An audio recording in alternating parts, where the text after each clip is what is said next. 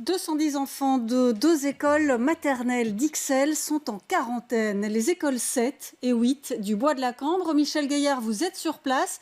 2 animateurs qui s'occupent des garderies ont été testés positifs au Covid-19. Oh oui, et comme ces animateurs ont des contacts avec des enfants de moins de 6 ans, on estime que, il faut écarter tous ces enfants. Avec nous, celui qui a dû gérer cette situation de crise à Ixelles, l'échevin de l'instruction publique, Romain de Reume. Peut-être un mot pour les gens qui nous regardent et qui ne comprennent pas pourquoi on écarte autant d'enfants alors qu'il y a des systèmes différents qui existent parfois.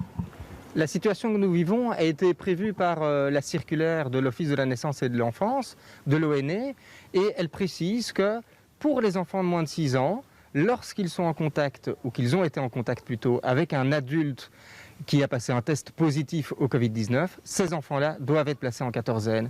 On est dans le cas de cette situation-là.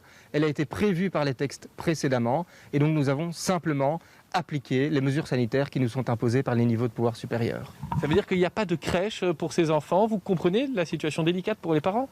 Alors bien sûr qu'on comprend la situation délicate pour les parents, c'est pour ça qu'on les a appelés un par un, il y en a 210, on les a appelés un par un dimanche, hier.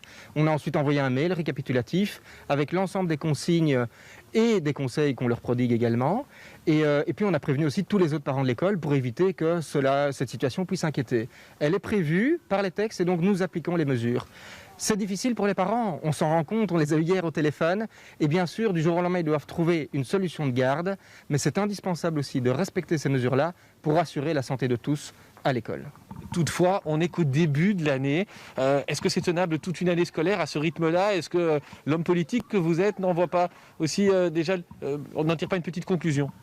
Alors ma conclusion d'abord, elle est positive et je saisis l'occasion qui m'est donnée pour remercier toutes les équipes pédagogiques et les animateurs extrascolaires aussi qui sont malheureusement touchés par la maladie pour leur mobilisation. Le dimanche on s'est mobilisé, on a pu contacter tout le monde et donc manifestement c'est possible. Est-ce que c'est tenable sur le très long terme ? C'est une autre question qu'il faudra pouvoir se poser, mais aujourd'hui on assure la santé de tous et les écoles continuent de fonctionner. C'est important pour les élèves qui sont dans l'obligation scolaire. Merci Romain de Reume. Je rappelle les faits, vous l'avez dit, 210 enfants de maternelle sur 2 écoles qui sont écartés. Pas de garderie, pas de crèche pour eux. Ça n'est évidemment pas la totalité de l'établissement qui est fermé, uniquement les enfants qui ont été en contact avec les 2 éducateurs qui ont passé un test positif au Covid.